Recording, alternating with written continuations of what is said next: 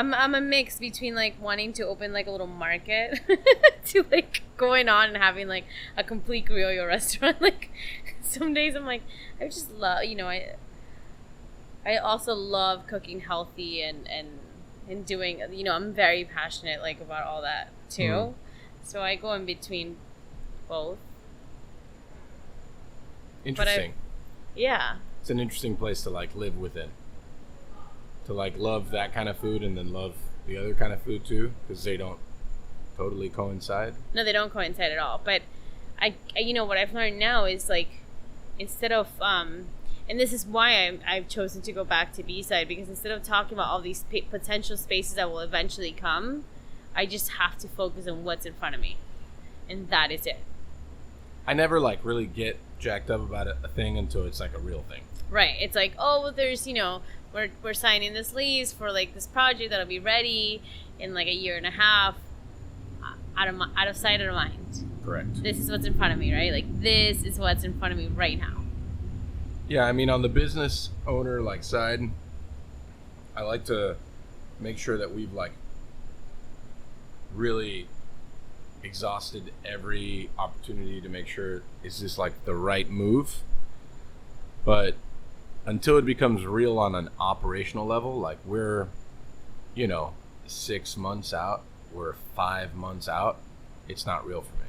And that's the only like space that I've learned that I can actually operate, because I worked on Chugs the way that Chugs is now for the better part of like 2.5 years, right? And then other things that now are coming into fruition that are still 6 months out, I was working on back then also. But like I wasn't going to shift my focus completely until like, unless it came to working on CAD files and like where things are supposed to be. And yeah, I can make a semblance of a menu, but a menu I made 2.5 years ago is not a menu that I'm going to make today. But this is kind of like the style of food, so I kind of understand how I like to cook and how I want us to cook. So these are kind of the things that I know we need. But until it becomes real and like tangible, and like I'm standing in the space with like a floor, right? And it's not just dirt. Like Laurel, I've been working on forever. I mean, this is like pre-COVID that we were negotiating that deal, and now we're getting to a real space that like my chef that has worked for me for 2 years, and I hired her 2 years ago. Where she's now shifting major focus within her day to do those things, and now it's becoming more real. Yeah, and that's okay.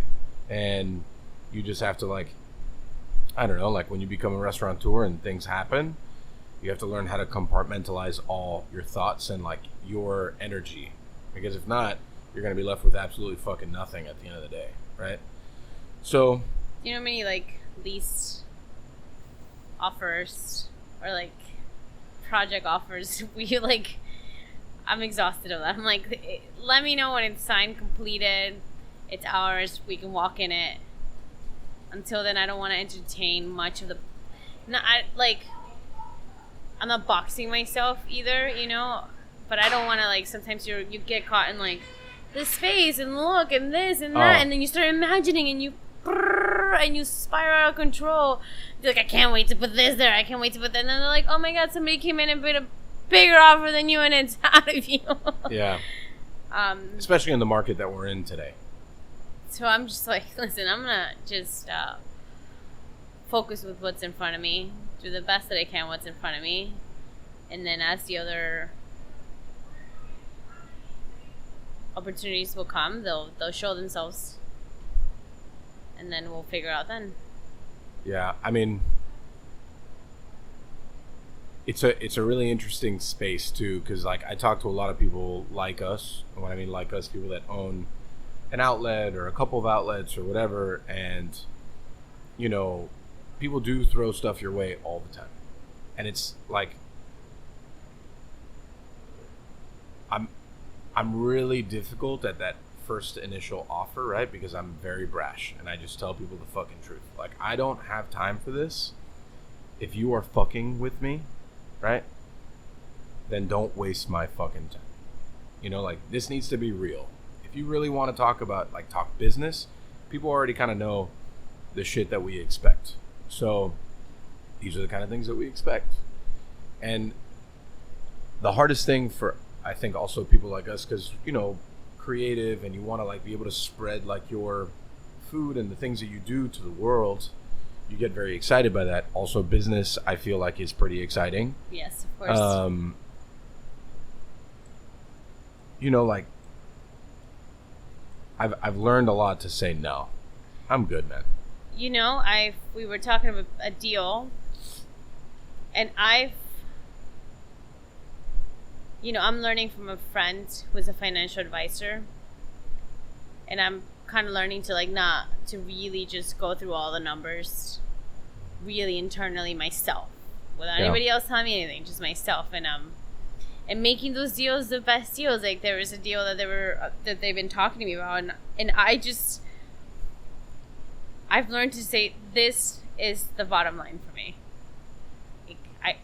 Yes, it's a good split, but beyond that split, this is what Val needs to make. This is what Val wants to walk out, you know, as a whole deal.